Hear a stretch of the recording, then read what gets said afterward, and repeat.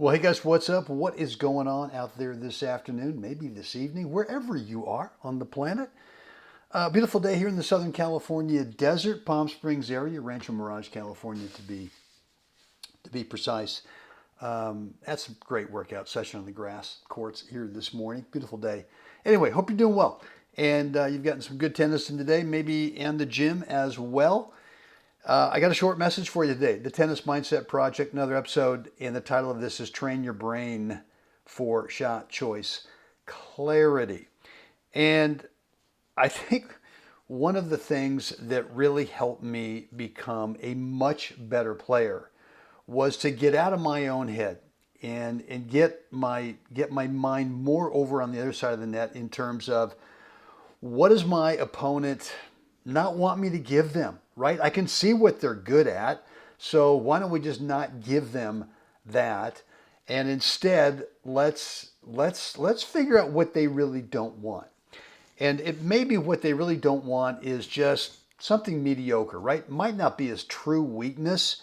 Let's say, for example, that they've got a really good topspin forehand ground stroke. Okay, we're just not gonna give them that. So in terms of shot choice clarity, anytime a ball comes back to you, now we know, well, we're not going to hit the ball to that area of the court that would set them up for their big weapon, the topspin forehand groundy, right? So now all of a sudden we're starting to narrow down shot choice clarity. And it could be that now we've found not a weakness, but let's say an average backhand, right? And the average backhand is the guy doesn't really like it when we from time to time take a forehand, our own forehand, and rather than going back cross court, if we're right-handed to their forehand, we decide to roll a semi-topper, looper, call it whatever you want, that's got kind of a rainbow effect to it. It's got a nice high bounce over to the backhand, right? Because if you play more of a linear ball to the backhand over there, they're pretty good, right? But if you start either raising their contact point by having a bigger bounce over there, and or lowering their contact point by going with a pretty severe low skidding slice, mostly off the backhand, where you can go cross court to it, you know what? Now all of a sudden you're giving them something that they don't want. And it's not so much that the backhand's weak. As I just said, it's not weak if you give them a waist-high contact point, but once you start raising the contact point or lowering it, it gets a little dicey for them. And sometimes what we do instead is we try to pull them too far wide. That just starts to risk us playing a ball that's just too wide, and maybe opens up the court for them if they get a chance to get over there and be able to look at the court geometrically from a corner on, say, a waist-high ball. So rather than doing that, let's just raise their contact point with this forehand, a nice high-bouncing forehand, or taking the slice, whether it's forehand or backhand, making it skid down low, and let them play in the dirt a little bit, as we talk about, right, from time to time. Let's get them out of their comfort zone in terms of out of their comfort contact point area. And lots of times when I play that forehand over their backhand, most guys, not all, but most guys back up. And when they back up, to me, that's an opportunity to start moving forward, actually hoping that they give me some pace, because now I've got the ball and they've backed up, and whether it's they're susceptible now to some kind of an open court shot from me, shot choice from me, maybe make them run on what is their on their big weapon, maybe really stretch them out wide and let them go for it. That's fine, I don't mind that. Or maybe it's a little dropper, right? Maybe it's a little drop volley approach, maybe it's a drop volley half volley approach, something like that. But I just think that you've got to get some shot choice clarity.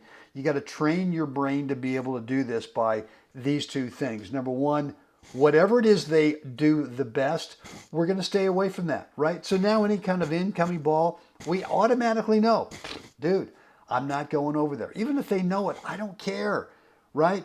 We've now trained our brain for a different type of shot.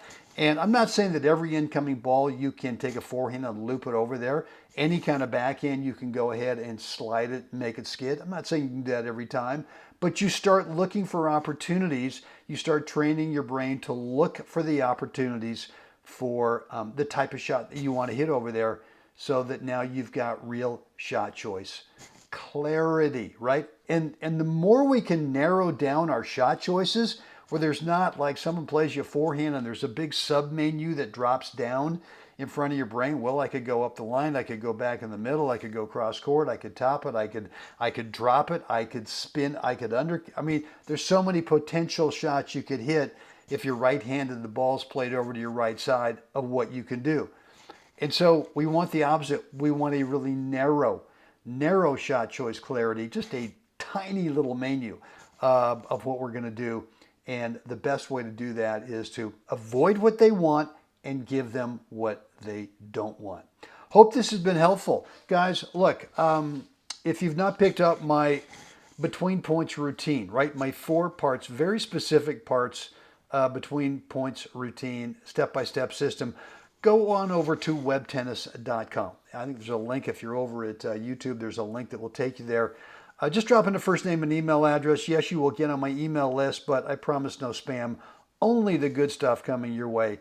But when you do that, you'll get immediate access to this 20-minute video that's going to teach you what we need to do during 80%, on average, about 80% of our matches is not spent playing points. It's actually spent between points and on side changes. So just go on over there and make sure that you get really good. You get really skilled. You really master these 4 parts of a 4-step by step between points routine. And you're going to find that in terms of shot choices, not only do you start having better shot choice clarity, but you start playing consistently at the top of your skill level and start avoiding a wide skill level range where one point you play great, the next point you don't. I'm not saying we got to play great on every point, but we got to eliminate the bottom of that skill level that we can find ourselves in from time to time. Eliminate that and then start consistently playing at the very top. And when you master this 4 step-by-step between points routine, that's going to happen. Right down below in the description area, there's a link. Click it and you will be all set. Guys, that's it for me today. Short message. Time for us all to get out there. Help someone else have a spectacular day. Guys, see you again next time.